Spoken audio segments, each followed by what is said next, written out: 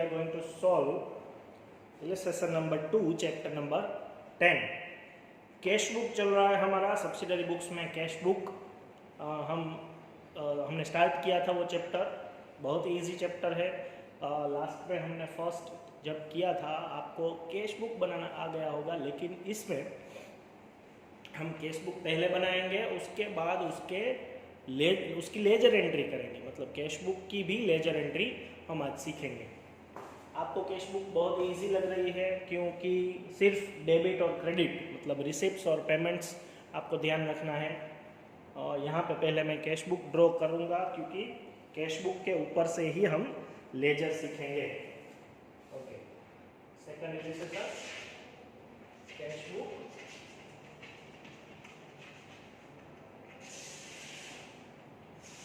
Single column बनानी है जैसे हमने पहले फर्स्ट में बनाई थी।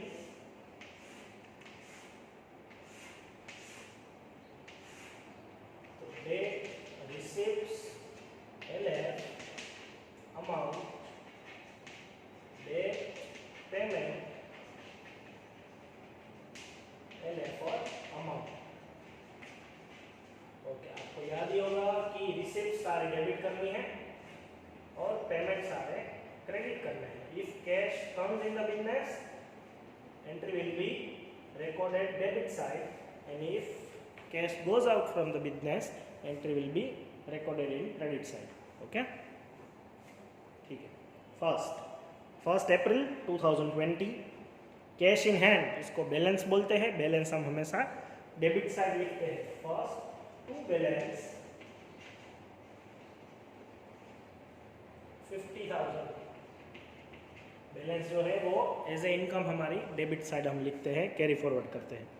कैश परचेज 10,000, परचेज करने से cash goes out from the business, तो वो डेबिट क्रेडिट साइड लिखेंगे by purchase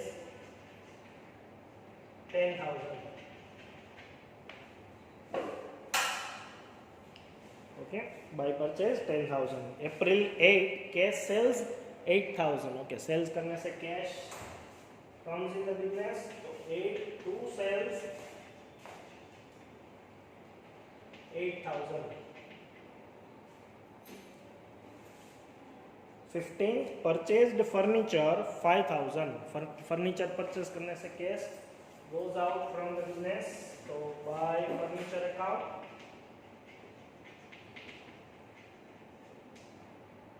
5,000। 25th received commission 1,000। Commission receive हुआ है इसलिए डेबिट होगा। 25th to commission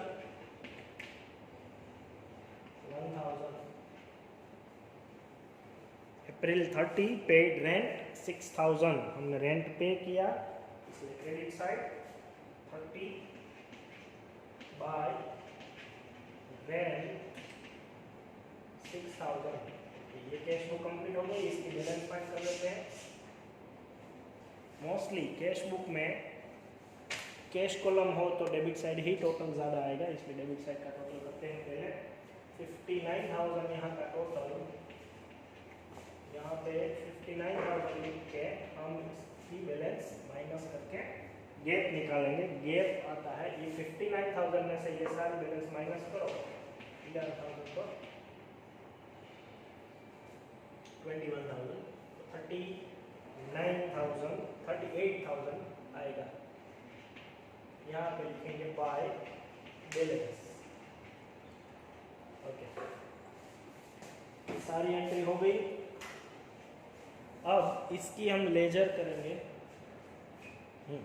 laser entry में कैश बुक में कितने अकाउंट्स बनाने पड़ेंगे, तो हमने जर्नल की लेजर हमने कर ली है।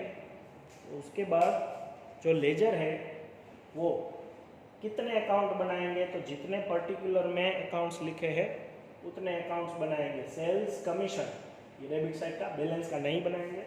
उसके बाद परचेज, फर्नीचर, रेंट और ये बैलेंस का नहीं। मतलब 5 अकाउंट में बैलेंस कैरी फॉरवर्ड जो करते हैं उसका अकाउंट्स नहीं बनता है। सेल्स, कमीशन, परचेज, फर्नीचर और रेंट उतने अकाउंट बनेंगे। पहला सेल्स अकाउंट,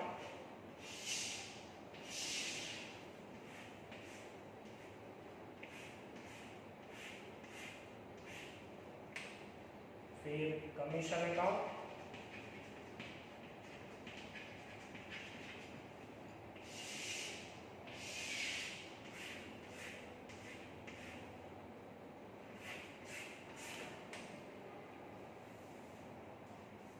ये दोनों साइड का डेबिट का सेल्स और कमीशन हो गया। इस साइड के 3 अकाउंट है, परचेज, फर्नीचर और रेंट, वो भी बनाते हैं। परचेज अकाउंट,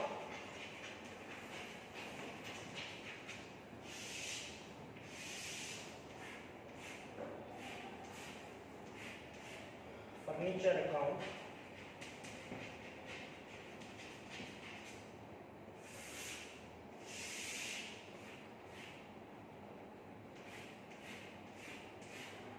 और रेंट अकाउंट। जर्नल की जो हम लेजर करते थे उसमें साइड याद रखते थे कि अगर